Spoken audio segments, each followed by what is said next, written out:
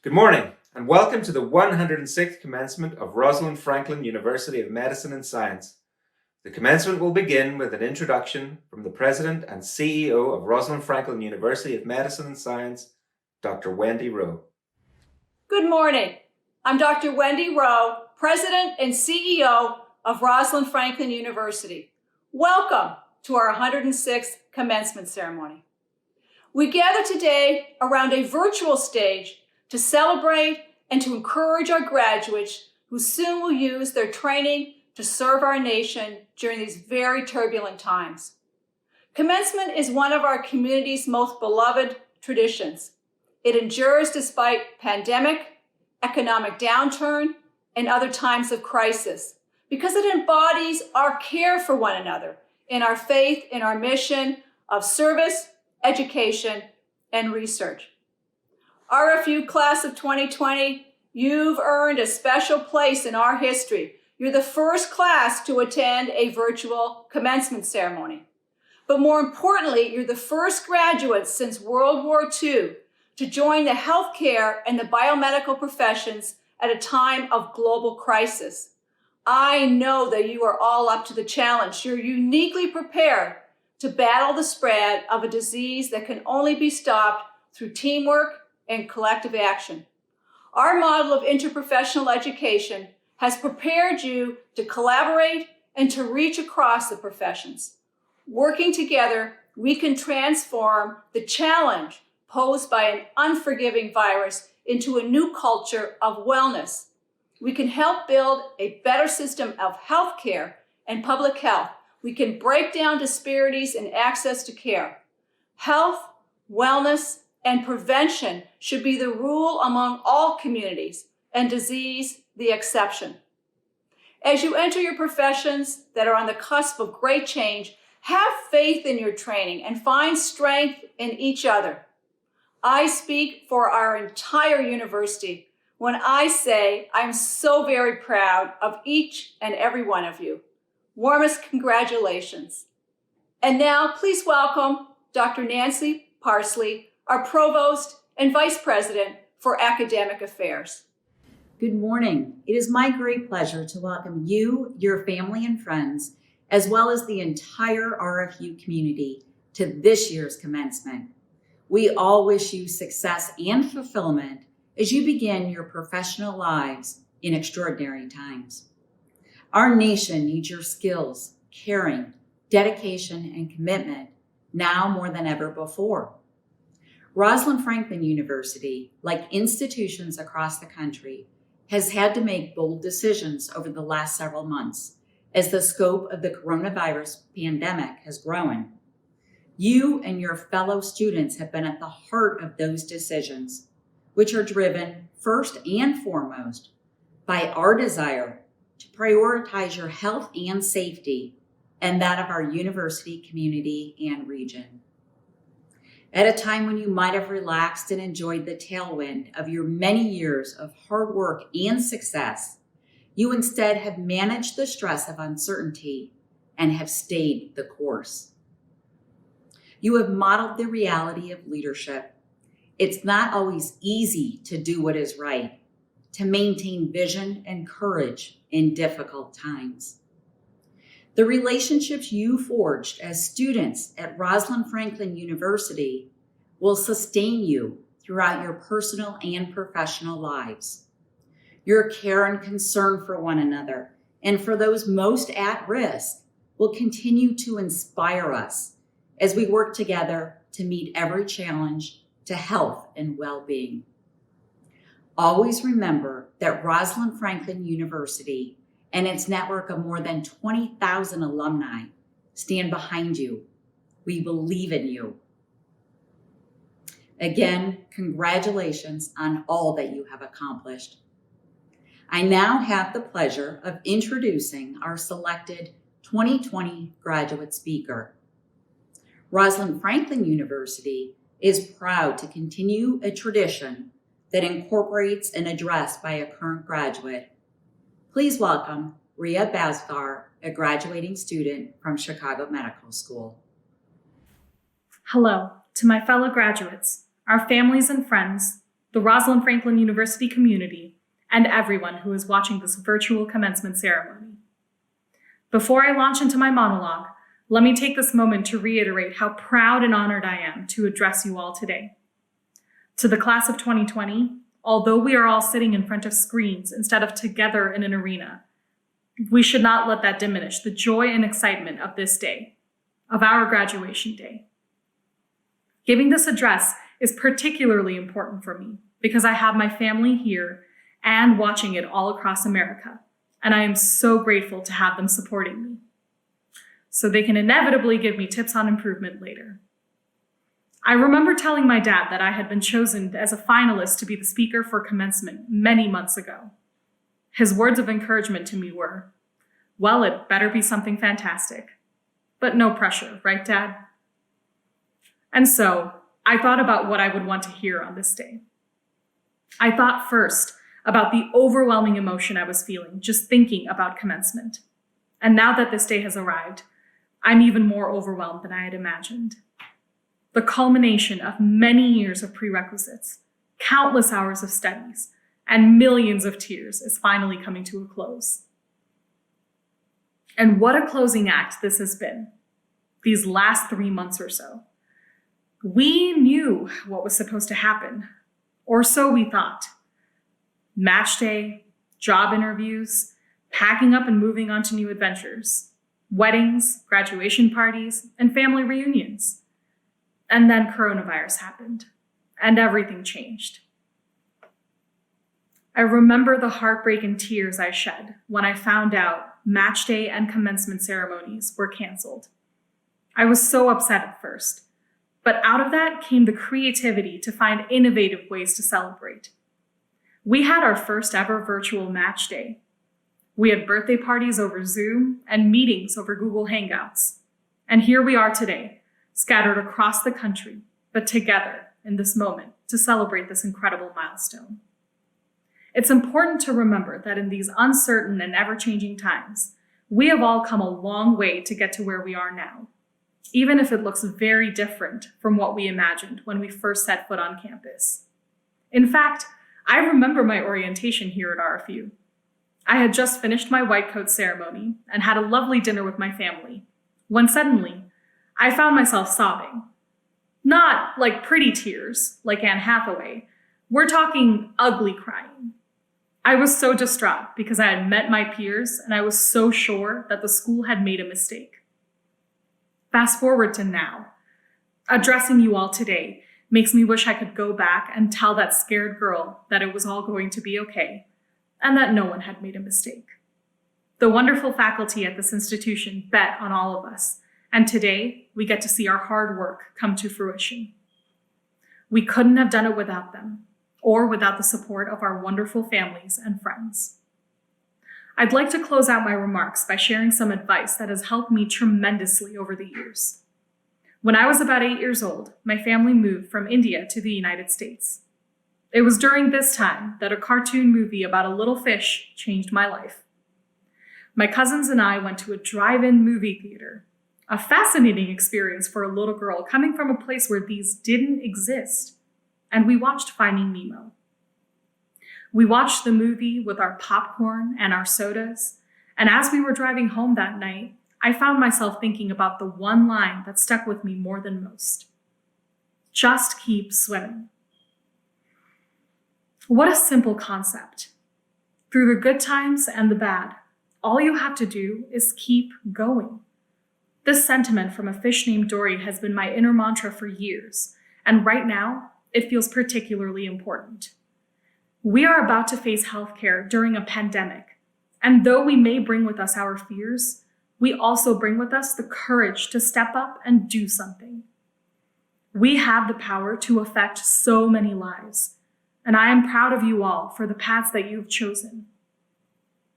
As we are about to face the raging rapids of employment within the healthcare field, we have to keep swimming, keep moving, keep going. But we must also remember to make time for self-reflection and self-care, to be mindful of our own mental states and of those around us. The best part about healthcare is that it is a community. We don't have to do our work alone. we must also remain vigilant about our own mental and physical health, and that of our colleagues. We're about to join a segment of the workforce that carries an increased risk of employee burnout, a condition that puts careers and even lives at risk.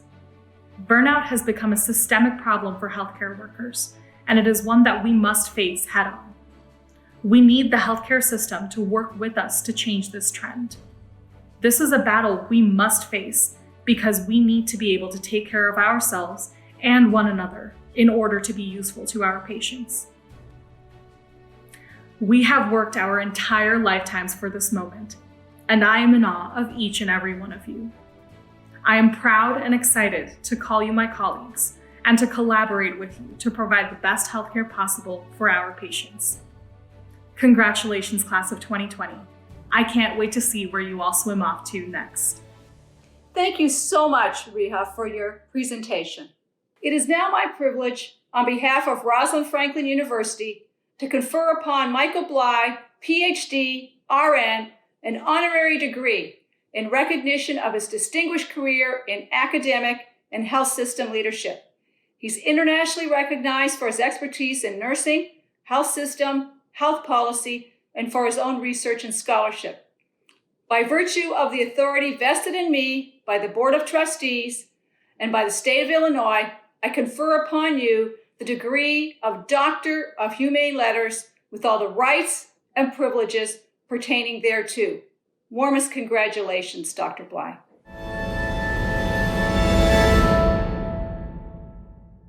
Thank you for letting me experience being with you today, as unconventional as it is. To my interprofessional colleagues graduating today, and to your family, friends, and of course the faculty who may be huddled together in whatever manner suits a quarantine, in my heart rests joy and professional pride in your achievements. Your intellect, persistence, courage, and social sensibilities deserve celebration. While this pandemic blocks a fabulous opportunity to meet you face to face, we are still spirit connected. We may have our differences for sure. Physicians may have some behavioral or intellectual proclivities that differ from those of, say, pharmacists or healthcare administrators or nurse anesthetists. There is still a connective tissue that binds us as we each find our niche in the world. Each program of study, each degree, reflects dedication to medicine in diagnosing, treating, and exploring new diagnostic and treatment options. Each professional degree represents the knowledge explosion of recent decades.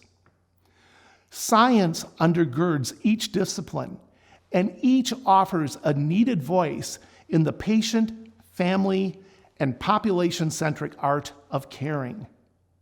By now, you realize that a genomic view of life is crucial, and yet gene expressions links to the anticipatory experience of how the human existence is optimized. Is it your sense that Dr. Franklin would love the idea of interprofessional care teams? She would, it seems, advocate that interprofessional education and perspectives are needed not for the homogenization of the disciplines, but for the expansion of perspectives. I think she'd be awed by the quantity and quality of life that's possible in today's world. She would recognize the complexity of decision-making and realize that teams would act with singularity of purpose, with the patient, and not for or to the patient. She would recognize the need for genetic knowledge as inextricable to social and moral determinants of health, and how environmental triggers gene expression throughout the lifespan. I'm a nurse. I see many parallels between Rosalind Franklin and Florence Nightingale, such as their intellect, gender, impact, and social justice struggles for recognition. 2020 is the year of the nurse and midwifery, to coincide with the 200th birthday of Florence Nightingale. The World Health Organization has determined a need for 9 million more nurses to achieve universal health coverage by 2030. With the current pandemic, Will that number rise? In nursing, I represent a minority population. 11% of the discipline is male. All other health professions have neared gender parity. For 18 years, nursing has Gallup polled as the most ethical and honest of all professions, with engineering ranking a far distant second. As a nurse trained in the Nightingale tradition of holistic care, nurses are educated to care for individuals in the context of the family and in the context of the population or community. When Nightingale made her famous nightly rounds with her lamp among the soldiers of the Crimean War, who, by the way, cot to cot, would have covered 5.3 miles, she was known to write letters to the families of the dying, acknowledging the family and trying to diminish the anguish of psychological fear and elevate spiritual well-being. No stranger to disease and its treatment, Nightingale nurses were educated in medicine, but training went further. Perhaps it was the mortality rates that led her to realize that death is not a medical diagnosis. It is a human condition to dignify. Similarly, pain and other symptoms led the nursing model to focus on more than medical diagnoses, but also other human responses. As an epidemiologist and member of the American Statistical Association, she used health data to understand how physical and social factors influence an individual's health and even to demand public policy changes. Her coxcomb data visualization tool is being used in the current pandemic. I firmly believe that every discipline in the fields that comprise medicine has providers who are caring and holistic by their individual nature. But I also know that nursing as a discipline has formally trained and advanced its science through knowledge linked to medical diagnosis, human responses, and symptom management. Excellent nursing programs examine and create experiences in health promotion, disease prevention, and family and community strategies to move those ravaged by disease back into quality of life and daily living. In recent years, debate about advanced nursing roles, including the role of the nurse practitioners and others, like nurse anesthesia, have ensued. These roles have been developed through a nursing lens. They encompass medical knowledge, but also contextual knowledge that considers the family and the community. And these programs have a holistic orientation. So while treatment protocols for medical conditions are the same, evidence-based human response management complements medical approaches. I've often said medicine and nursing are the perfect marriage. Over 2 years of my life were spent working on the Institute of Medicine committee charged to envision the future of nursing. Led by now Congresswoman Donna Shalala, Shalala insisted that the report focus on what the public needs for their health and well-being.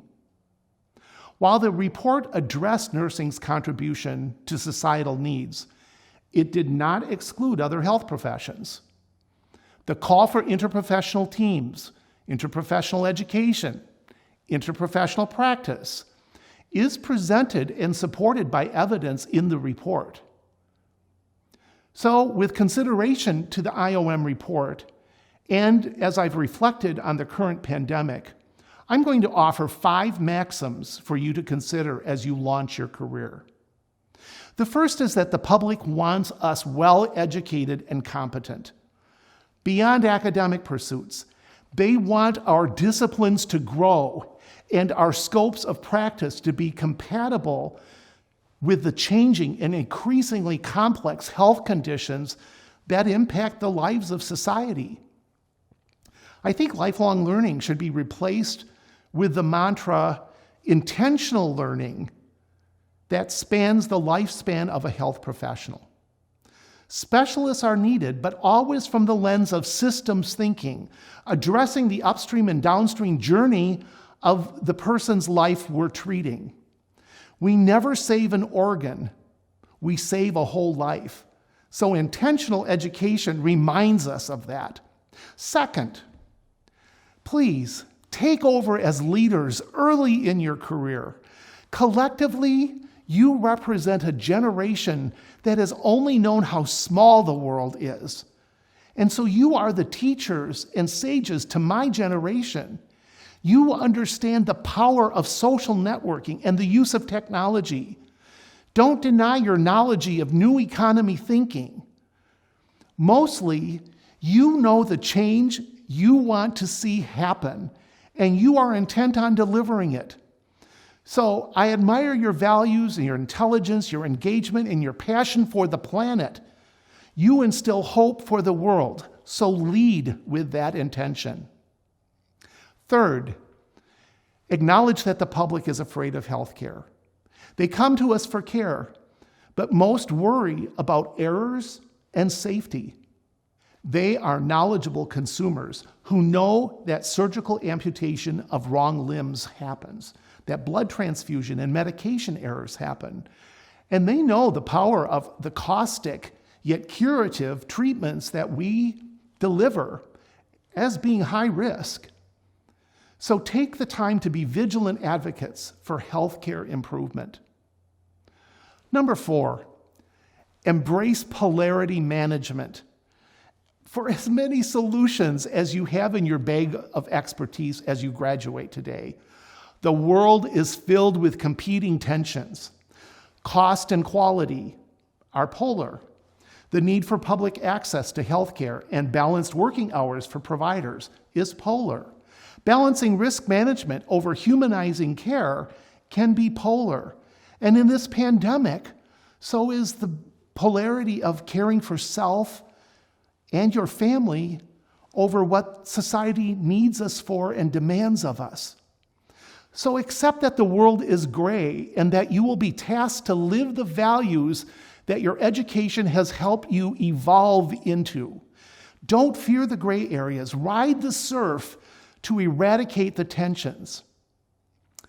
And last, number 5, as Fred Rogers said, when I was a boy and I would see scary things in the news, my mother would say to me, look for the helpers. You will always find people who are helping.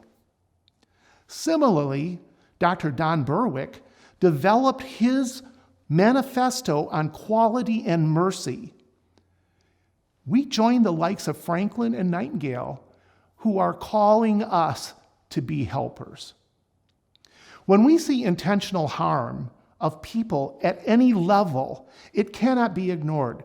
Berwick contends there is no quality to what we do without compassion, justice, inclusion. We have a duty to protect the commons. It is not enough to bear witness. He says we must act. He calls these the moral determinants of health. As for actions, Berwick says we should strive to get our country to ratify major human rights treaties, to make healthcare an unequivocally human right in our nation, to restore American leadership to reverse climate change, to achieve reform of our nation's criminal justice system, to end policies of exclusion and achieve compassionate immigration reform, to end hunger and homelessness in our nation and restore order, dignity, and equity to our democratic institutions, assuring the right of every single person's vote to count equally. So in closing, I wish you well. With the education you've received at this university, I wish you the capacity to pursue your innermost purpose and goals. I wish you to work in organizations where you can influence its culture, but also one where you can immediately flourish. I wish you the opportunity to achieve a full scope of practice, commensurate with your knowledge, skills, and abilities. Otherwise, the human capital that you possess is being wasted. I wish you the ability to reinvent yourself within healthcare over our continuum of healthcare opportunities that exist today and will continue to grow. Mostly, I wish you a life of love and support, including those who celebrate with you this very day. And, quoting author Greg Boyle, I wish you, as Boyle says, a compassion that can stand in awe at what the poor have to carry, rather than stand in judgment at how they carry it. Be well, be safe, and thank you. Thank you, Dr. Bly, for your interesting and motivating address. You are an inspiration to all of us. It is now my great honor and pleasure to begin the conferral of degrees for our graduates. With the approval of the Board of Trustees of Rosalind Franklin University of Medicine and Science, and pursuant to the authority granted by the state of Illinois, I authorize the conferral of appropriate academic degrees upon the graduating class of 2020 in the College of Health Professions, the School of Graduate and Postdoctoral Studies, the Dr. William M. Scholl College of Podiatric Medicine, the Chicago Medical School, and the College of Pharmacy.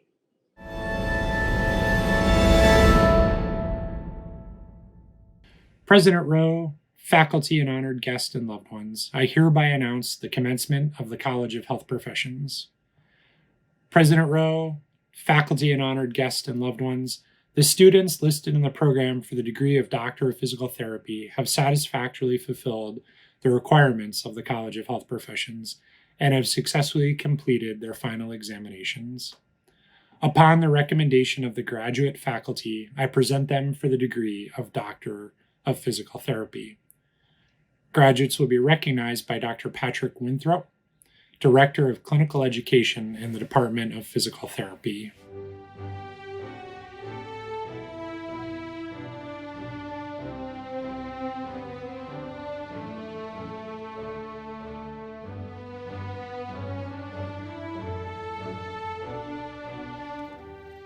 Dr. Lena Claire Alvino, Dr. Jonathan P. Artis, Dr. Patricia A. Beals, Dr. Komal Bahunabi Borad, Dr. Colby Bragdon, Dr. Corey Rihanna Butcher, Dr. Tiffany A. Chu, Dr. Kelly Catherine Klinger, the College of Health Professions Dean's Award for Scholarship recipient, Dr. Mackenzie D. Klinger, Dr. Susan Elizabeth Davis, Department of Physical Therapy Post-Professional Doctor of Physical Therapy Award for Academic Excellence and Leadership recipient, Dr. Brooke Dennis, the College of Health Professions Clinical Education Award recipient, Dr. Andrew Fernandez,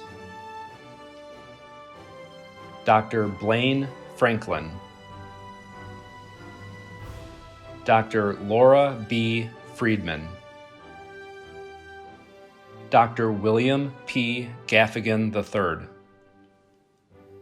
Dr. Parker R. Gaudio,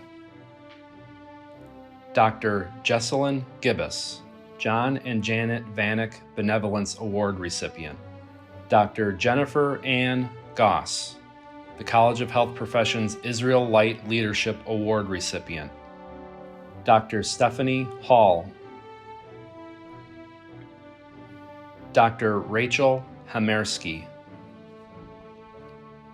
Dr. Sarah Hoynish, the College of Health Professions Dean's Award for Scholarship recipient, Dr. Brianna A. Hopp, Dr. Ian Gregory Huff, Dr. Peter L. Huang, Dr. Sarah J. Huber, Dr. Robert Huntington, Dr. Rebecca Lynn Jalnus, Dr. Nicholas T. Kaskowski, Dr. Bridget Arlene Kelly, Dr. Joshua J. Knitter, the College of Health Professions Dean's Award for Scholarship recipient, Dr. Christopher Koszewski, Dr. Ihor Lehiv, Dr. Timothy Ryan Leisure, Michael Kordecki Excellence in Anatomy Award recipient, Dr. Yi Chan Lim, Dr. Young Liu, Dr. Abby Rose Lopata, Dr. Michelle Claudia Loznu, Dr. Bridget Claire Mackey, Dr. Timothy McGinnis, Dr. Nicholas C. Morrell, Dr. Jessica L. Mosheginis, Dr. Victoria Munns, Dr. Eric McCaud Myers, Dr. Nicholas D. Newquist, Dr. Marina Elizabeth Palakiel, Dr. Michelle Preslak, Dr. Joanne Pygon, Dr. Etheline Sarinas Simon, Dr. Rachel Nicole Simpson, Dr. Carson N. Sock, the College of Health Professions Dean's Award for Scholarship recipient, Dr. Michelle Suzanne Stahoviak, Dr. Jacqueline J. Stoller, Dr. Paul J. Sullivan, Dr. Julia Elizabeth Thompson, Dr. Sarah Tomasek,